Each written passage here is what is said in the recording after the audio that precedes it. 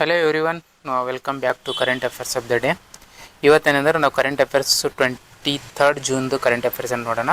ಇದರಲ್ಲಿ main important ಟಾಪಿಕ್ಸ್ಗಳನ್ನು ನಾನು ಮೋಸ್ಟ್ ಇಂಪಾರ್ಟೆಂಟ್ ಟಾಪಿಕ್ಸ್ ಇದು PIB, ಆಲ್ ಇಂಡಿಯಾ ರೇಡಿಯೋ, ಅದೇ ಥರ the Hindu news paper, Indian Express ಇವೆಲ್ಲ ರೆಫರ್ ಮಾಡಿಬಿಟ್ಟು ನಿಮಗೆ ಇಂಪಾರ್ಟೆಂಟ್ ಟಾಪಿಕ್ಸ್ಗಳನ್ನು ಡೈಲಿ ಕೊಡ್ತಾ ಇದ್ದೇನೆ. ಇವತ್ತು 23 ಜೂನ್ದ ಇಂಪಾರ್ಟೆಂಟ್ ಟಾಪಿಕ್ಸ್ಗಳನ್ನು ನಿಮ್ಗೆ ರ್ಯಾಪಿಡ್ ರಿವಿಷನ್ ಆಗಿ ಏನೇನು ರಿವಿಷನ್ ಮಾಡ್ಬೇಕು ಅನ್ನೋದನ್ನು ಹೇಳ್ತೀನಿ. ನೋಡಿ, ಇವತ್ತಿಂದ ಇಂಪಾರ್ಟೆಂಟ್ ಟಾಪಿಕ್ಸ್ಗಳನ್ನು ಒಂದೊಂದಾಗಿ ನೋಡೋಣ. ಇವತ್ತಿಂದು ಫಸ್ಟ್ ಟಾಪಿಕ್ ಅಂದರೆ ಲಕಡಾಂಗ್ ಟರ್ಮರಿಕ್ ಅಂತ.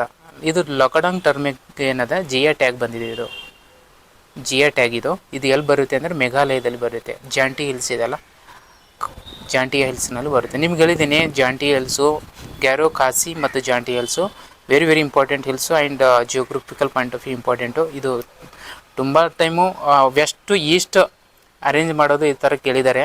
ಅದು ಏನು ಬೇಡ, ಈಗ ಜಸ್ಟ್ ಕರೆಂಟ್ ಅಫೇರ್ಸ್ ರಿಲೇಟೆಡ್ ನೋಡಿ. ಇದು ಮೇಘಾಲಯದಲ್ಲಿ ಬರುತ್ತೆ. ಇದು ಯಾಕೆ ಫೇಮಸ್ಸು ಲಕಡಾಂಗ್ ಟರ್ಮರಿಕ್ ಅಂದರೆ ಇಲ್ಲಿ ಕುರ್ಕುಮಿನ್ ಅಂತೇಳಿ ಒಂದು ಕೆಮಿಕಲ್ ಕಾಂಪೌಂಡ್ ಇದೆ. ಎಷ್ಟು 7 to 12% ಅಮಂಗ್ ದ ಹೈಯೆಸ್ಟ್ ಗ್ಲೋಬಲ್ಲಿ ಸಿಗೋದು ಈ ಅರಿಶಿಣದಲ್ಲಿ, ಲಕಡಾಂಗ್ ಟರ್ಮರಿಕ್ನಲ್ಲಿ ಇದು ಸಿಗೋದು. ಅದಕ್ಕೆ ಇದು ಫೇಮಸ್ಸು. ಅದಕ್ಕೆ GI ಟ್ಯಾಗು ಕೊಟ್ಟಿದ್ದಾರೆ ಇದಕ್ಕೆ. ಓಕೆನಾ. ಇದು ಪ್ರಮೋಟ್ ಅಂದ ಇದು ಒಂದು initiative of the promote mission Lakadong for value addition and export purpose ಆಗಿ ಇದನ್ನು ಮಾಡಿದ್ದಾರೆ. GI ಟ್ಯಾಗ್ ಇದೆ, ಇಂಪಾರ್ಟೆಂಟು, ನೆನ್ಪಿಟ್ಕೊಳ್ಳಿ. KPSC ಮತ್ತು UPSC KE ಎಕ್ಸಾಮ್ಗೆ PC ಎಕ್ಸಾಮ್ ಕೂಡ ಬರುತ್ತೆ. ಇದೊಂದು ಆರ್ಗ್ಯಾನಿಕ್ ಫಾರ್ಮಿಂಗ್ ಆಗಿರುತ್ತೆ. Very important point. Organic farming ಅನ್ನೋದು ನಮ್ಗೆ ಗೊತ್ತಿರಬೇಕು. ಫಸ್ಟ್ ಪಾಯಿಂಟು ಲಕಡಾಂಗ್ ಟರ್ಮರಿಕ್ ಅಂದರೆ ಏನು, ಅದು ಎಲ್ಲಿ ಬೆಳೀತಾರೆ, ಯಾಕೆ ಇಂಪಾರ್ಟೆಂಟ್ ಇಂಡಿಯಾಕ್ಕೆ ಅನ್ನೋದನ್ನು ನಮ್ಗೆ ಗೊತ್ತಿರಬೇಕು. ನೆಕ್ಸ್ಟ್ ಸೆಕೆಂಡ್ ಟಾಪಿಕ್ ನೋಡಿ. ಇವತ್ತಿಂದ ಸೆಕೆಂಡ್ ಟಾಪಿಕ್ ಯಾವುದಂತಂದರೆ ಇಕೋಲಜಿಕಲಿ ಸೆನ್ಸಿಟಿವ್ ಏರಿಯಾ. ಇದು ಯಾಕೆ ನ್ಯೂಸ್ನಲ್ಲಿದೆ ನಿಮ್ಗೆ ಗೊತ್ತಿದೆ.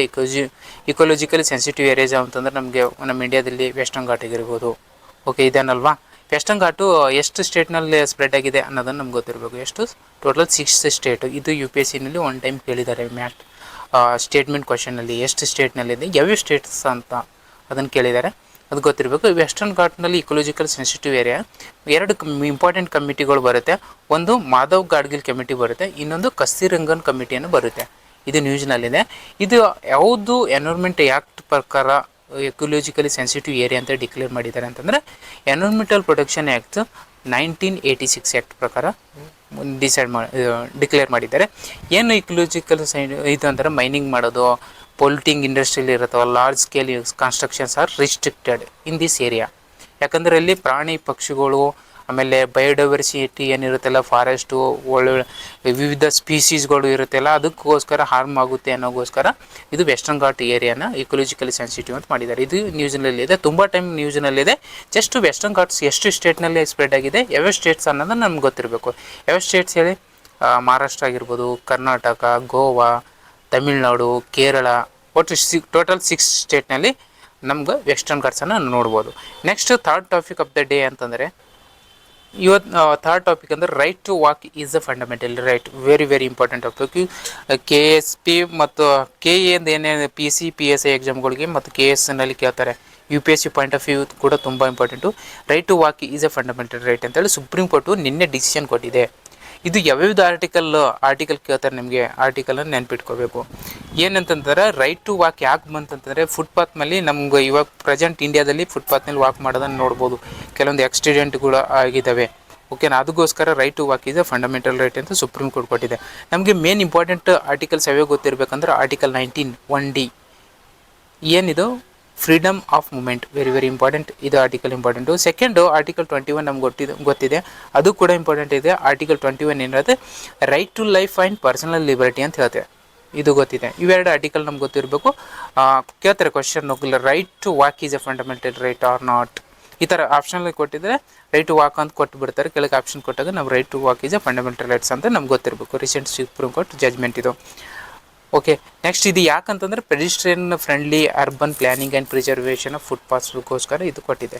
ಪೆಡಿಸ್ಟ್ರಿಯನ್ ಮಾಡ್ತಾರಲ್ಲ, ಅದಕ್ಕೋಸ್ಕರ ಆಗಿದೆ. Urban governance and fundamental rights ಇದು ಮೇನ್ಸ್ ಲಿಂಕಾಗಿ ನಾವು ನೋಡ್ಕೋಬೋದಾಗಿದೆ. Next fourth topic of the day, Pradhan Mantri ರಾಷ್ಟ್ರೀಯ ಬಾಲ್ ಪುರಸ್ಕಾರ್ ಯೋಜನೆ ಅಂತೇಳಿ ಇದೇನಂತಂದರೆ ಬಾಲ್ ಪುರಸ್ಕಾರ ಕೊಟ್ಟಿದ್ದಾರೆ, ತುಂಬ ಜನ ಕೊಟ್ಟಿದ್ದಾರೆ.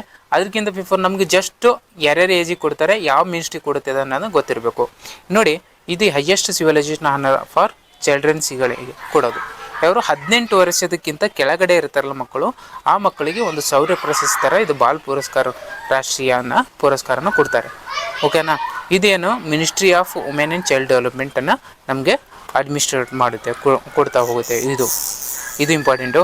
ಏನಂತಂದರೆ ಯಾವ್ಯಾವ ಫೀಲ್ಡ್ ಮೇಲೆ ರಿಕಗ್ನೈಸ್ ಅದರ ಮೇಲೆ ಮಾಡ್ತಾರೆ ಎಕ್ಸಲೆನ್ಸಿ ಅಂತಂದರೆ, ಬ್ರೇವರಿ ಆಗಿರ್ಬೋದು, ಇನ್ನೋವೇಷನಲ್ಲಾಗಿರ್ಬೋದು, ಮಕ್ಕಳು 18 ವರ್ಷದ ಒಳಗಿನ ಮಕ್ಕಳು ಸೈನ್ಸ್ ಆ್ಯಂಡ್ ಟೆಕ್ನಾಲಜಿನಲ್ಲಾಗಿರ್ಬೋದು, ಸ್ಪೋರ್ಟ್ಸ್ನಲ್ಲಿ ಆಗಿರ್ಬೋದು, ಆರ್ಟ್ ಆ್ಯಂಡ್ ಕಲ್ಚರ್ ಮತ್ತು ಸೋಷಲ್ ಸರ್ವಿಸ್, ಇವು 6 ಸೆಕ್ಟರ್ಸ್ ಏನಿರ್ತಾವಲ್ಲ ಇವು ನಿಮ್ಗೆ ಪ್ರಿಲಿಮ್ಸಿಗೆ ಇಂಪಾರ್ಟೆಂಟು. ಮತ್ತು ಎನಿ ಅದರ್ ಎಕ್ಸಾಮ್ಸ್ಗಳು ಇಂಪಾರ್ಟೆಂಟು. ಬ್ರೇವರಿ ಹೇಳ್ತೀನಿ ನೋಡಿ, bravery, innovation, science and tech, sports, art and culture, social service based on this ಪ್ರಧಾನ ಮಂತ್ರಿ ರಾಷ್ಟ್ರೀಯ ಬಾಲ ಪುರಸ್ಕಾರ ಯೋಜನೆ ಪುರಸ್ಕಾರನ ಕೊಡ್ತಾರೆ. ಓಕೆ, ಇದು ಯಾವಾಗಿನಿಂದ ಕೊಡ್ತಾ ಬಂದಾರೆ ಅಂದರೆ ಈ 2018ರಿಂದ ಕೊಡ್ತರು. ಇವಾಗ ಪ್ರತಿ ವರ್ಷ ಮಾಡ್ತಾ ಬಂದರೆ, ಯಾವಾಗ ಡೇಟ್ ಅಂತಂದರೆ January 24ಗೆ ನ್ಯಾಷನಲ್ ಗರ್ಲ್ಸ್ ಚೈಲ್ಡ್ ಡೇ ಇದೆಯಲ್ಲ, ಆ ದಿನದಂದು ಬಾಲ ಪುರಸ್ಕಾರವನ್ನು ಪ್ರತಿ ಟೈಮು ನಮ್ಮ ಮಕ್ಕಳಿಗೆ ಕೊಡ್ತಾ ಬಂದಿದ್ದಾರೆ. ನೆಕ್ಸ್ಟ್ ಇವತ್ತಿನ 5th ಟಾಪಿಕ್ ಅಂದರೆ UK ಪ್ರೈಮ್ ಮಿನಿಸ್ಟರ್ ಇದ್ದಾರಲ್ಲ, UK ಪ್ರೈಮ್ ಮಿನಿಸ್ಟರ್ಗಳು ಬರ್ತಾರೆ, ರಿಸೈನ್ ಮಾಡ್ತಾರೆ. ಇದು ಸೀನ್ ನಾವು ಮೆನಿ ಟೈಮ್ಸ್ ಈ ನ್ಯೂಸನ್ನು ನೋಡಿದ್ದೇವೆ. ಮೊದಲ ಬೋರಿಸ್ ಜಾನ್ಸನ್ ಇದ್ದರು, ಅವ್ರು ಹೋದರು. ರಿಷಿ ಸುನಕ್ ಅವರು ಬಂದರು, ಅವ್ರು ಹೋದರು. ಈ ಥರ UK ಸ್ಟೇಬಲ್ ಗೌರ್ಮೆಂಟಾಗಿ ಇರ್ತಾಯಿಲ್ಲ, ಚೇಂಜ್ ಆಗ್ತಾನೆ ಇದೆ. ಅದಕ್ಕೆ UK ಪ್ರೈಮ್ ಮಿನಿಸ್ಟರ್ ಏನಿದ್ದಾರೆ ಕೇರ್ ಸ್ಟಾರ್ಮರ್. ರೀಸೆಂಟ್ಲಿ ಕೇಳ್ತಾರೆ PC UK prime minister Keir Starmer ರೀಸೆಂಟಾಗಿ UK ಪ್ರೈಮ್ ಮಿನಿಸ್ಟರ್ ಯಾರು ರಿಸೈನ್ ಮಾಡಿದರು ಅಂತ ಕೇಳ್ತಾರೆ. ಅವ್ರ ಹೆಸರು ಗೊತ್ತಿರಬೇಕು, ಸ್ಟಾರ್ಮರ್ ಅಂತೇಳಿ.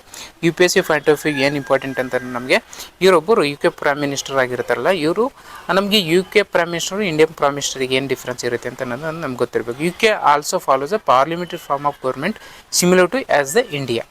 ಬಟ್ ಅಲ್ಲಿ ಏನಾಗಿರುತ್ತೆ, ಮೊನ್ಯಾರ್ಕ್ ಮೇನ್ ಲೀಡ್ ಇರ್ತದೆ ಅಲ್ಲಿ. ಓಕೆನಾ.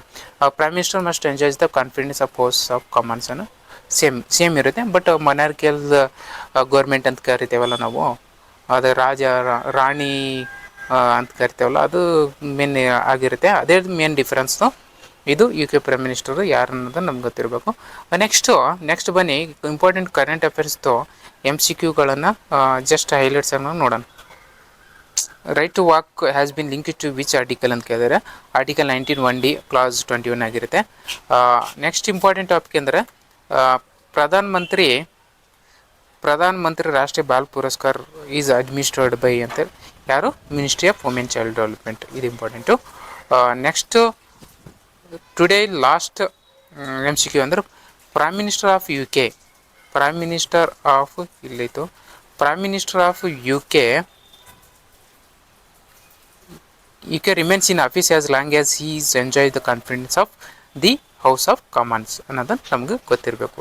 House of Commons. ಇವತ್ತಿನ ಇಂಪಾರ್ಟೆಂಟ್ ಕರೆಂಟ್ ಅಫೇರ್ಸ್ಗಳನ್ನು ನೋಡಿದ್ದೀವಿ. ಓಕೆ, ನೆಕ್ಸ್ಟ್ ನಾಳೆ ಒಳ್ಳೆಯ ಬೇರೆ ಟಾಪಿಕ್ಗಳನ್ನು ಇಂಪಾರ್ಟೆಂಟ್ ಆಗಿರೋದನ್ನು ನಿಮಗೆಲ್ಲ ಸೋರ್ಸ್ಗಳನ್ನ ರೆಫರ್ ಮಾಡಿಬಿಟ್ಟು ಹೇಳ್ತಾ ಇದ್ದೀನಿ. Okay, thank you.